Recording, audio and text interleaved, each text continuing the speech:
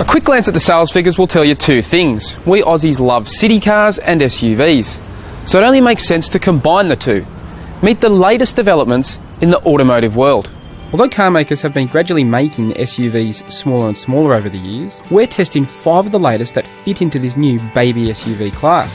They are the Fiat Panda Lounge, Holden Trax LS, Nissan Juke ST, Ford EcoSport Titanium, and Peugeot 2008 Allure.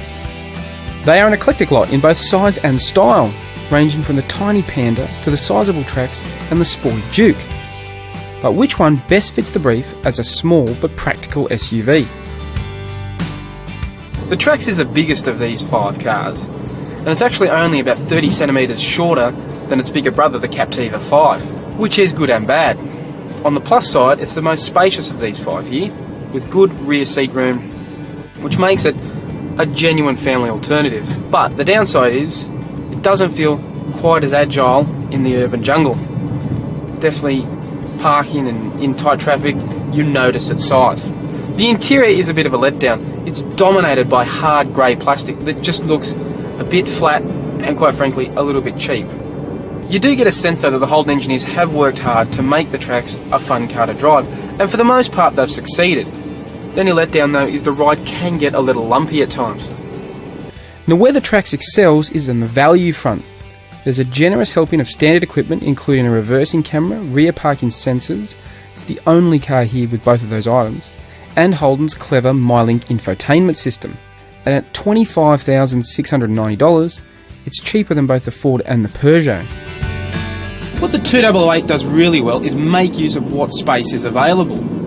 The dashboard is quite set back, which means the front seat passengers still have plenty of legroom, but they can create more space in the back, which is just what you want in this class of car.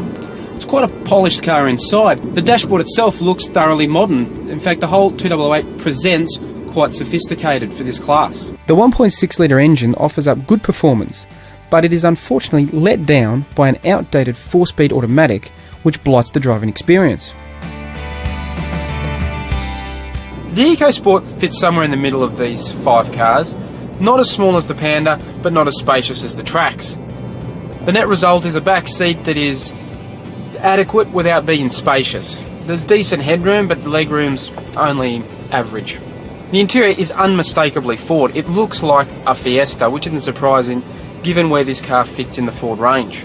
Some people will hate the proliferation of buttons, but for others, it looks modern and contemporary. Special attention has been paid though from Ford.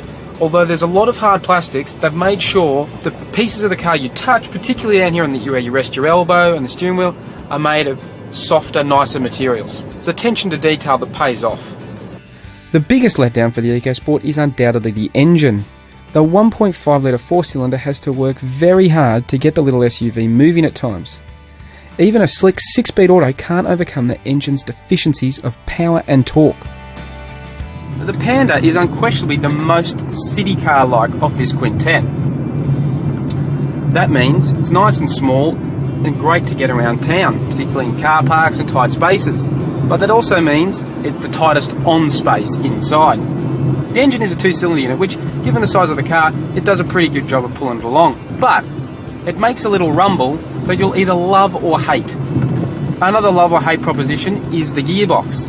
It's Fiat's Dualogic robotised manual, which, quite frankly, can be very clunky at times, particularly in stop-start traffic, which is not what you want in a city car.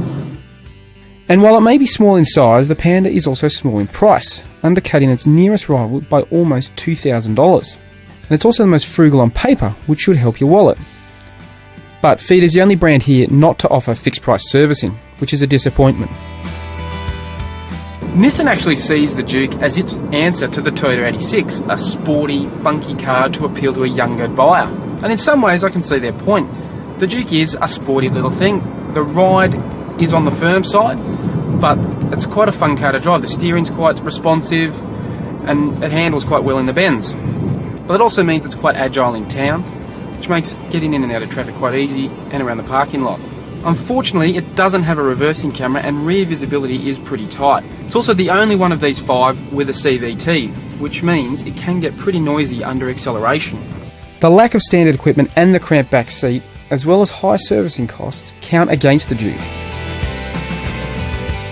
They may all be different in size and style, but these new developments all fit the brief as urban-friendly SUVs. But the best new development is the Holden Trax. While you could argue a case for all five, because each manufacturer has a unique take on what a baby SUV should be, the Trax does the best job of combining small car size and SUV practicality while offering the best value.